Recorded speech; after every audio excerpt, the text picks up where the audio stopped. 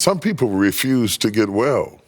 You know, they refuse recovery. They refuse. That was the question of Jesus to the pool of Bethesda, right? Right. Do you want to get well? Do you want to get well? Yeah. Some people refuse recovery because they have built a system around dysfunction. Yeah. And dysfunction becomes comfortable. I got my cup, I got my coat, and I'm prepared to be blind. I got my 3 square meals a day. Yeah. So I'm going to sit by the side of the road and shake my cup and wear my coat, and then Jesus comes and disrupts it all. Yeah. And the cup has to fall and the coat has to drop that blind Bartimaeus may be healed. And it is the urgency of a fleeting moment. The escape out of pain is a fleeting moment. It is passing by. And if you're not willing to come out of your coat and drop your cup and step into that moment blindly, without understanding it, without somebody apologizing, without somebody coming back and making it right, this is not about them, this is about you. This is about you. This is about the moment of your liberation that when you get, I never will forget when in the middle of my mother's funeral, one of my dear friends came down and I said, I want you to be prepared to preach it. She always wanted me to, but I don't think I can. I said, but if something happens in the service and a breath of grace blows by my face, I'll step into it and do it. And in the middle of my pain, this window of grace opened up that gave me the strength, and I stood up and walked up there and preached my mother's funeral. I felt like a little boy who had done a good job on his Easter speech. You know, I did. I was now there. Because the grace to escape is a fleeting moment. And you have to take that grace rather than to refuse to recover only because you languish in the attention of the mourners who come by your side to help you stay incapacitated. Blind Bartimaeus knew that if Jesus kept walking by, he would have died blind. That was his last walk past that road. Yeah.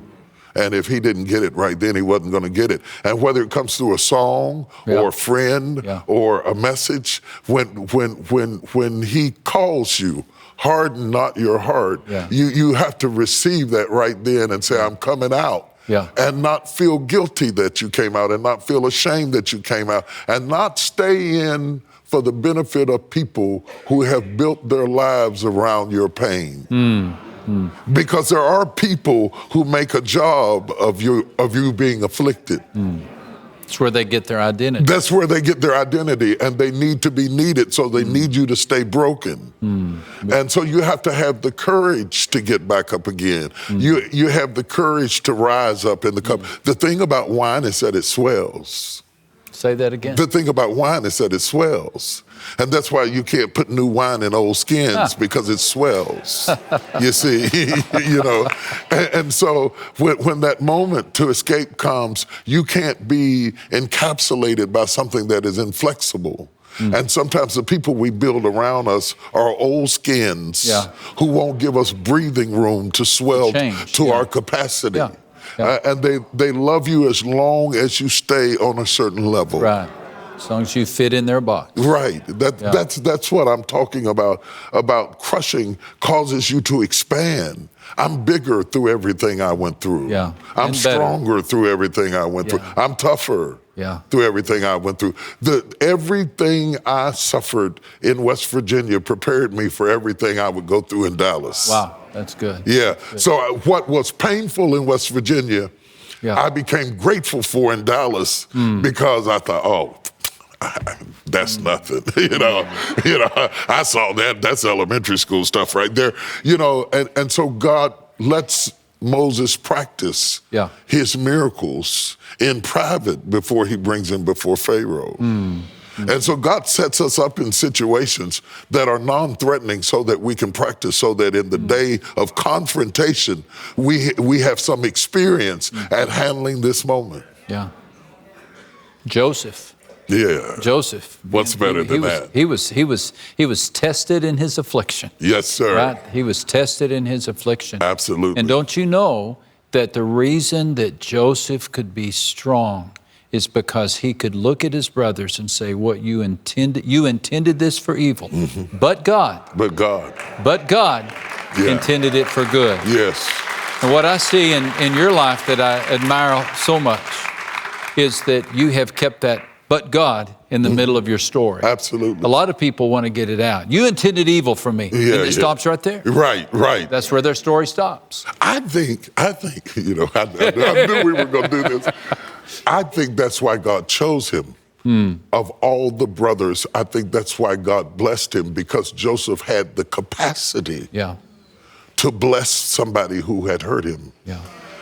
See, when you start talking about wine, you have to talk about capacity, because growth is there. And Joseph exemplified the capacity to be bigger than his situation. Yeah. And so to him whom much is given, much is required. Yeah.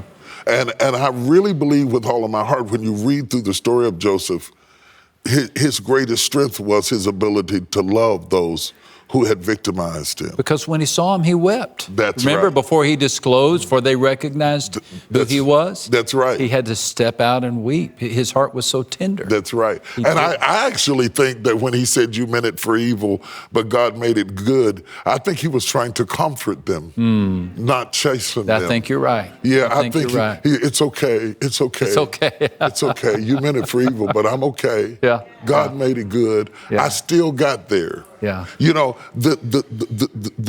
when you take your story away from the people who hurt you and determine in your heart, whatever you did, it's okay. I still got there. Yeah. You won't have any reason to be bitter. There you go. In fact, it's not just that I got there in spite of you. In many ways, I got there because of you. Because of you. Yeah, because you didn't know it, but you were helping me. You were helping me. You were teaching me. You were helping me. You me. were teaching me. You were training me. You were preparing me, and I have this capacity because you stretched me. God gives us an ability to reinterpret our past, doesn't He? Yeah. Rather than see our past rather than see ourselves as victims of a difficult past, He gives us the grace to look back and say, "Oh, okay, our sovereign Lord was at work even in that." Even in that. Even in that. If God spared not His own Son, but gave Him up for us all. But gave Him up for us all. Who am I to think that I am above going through anything? You know. Why not me? Job says, "The Lord knows the way that I take, and when He has tried me, I shall come forth as pure gold." I may be in the fire right now.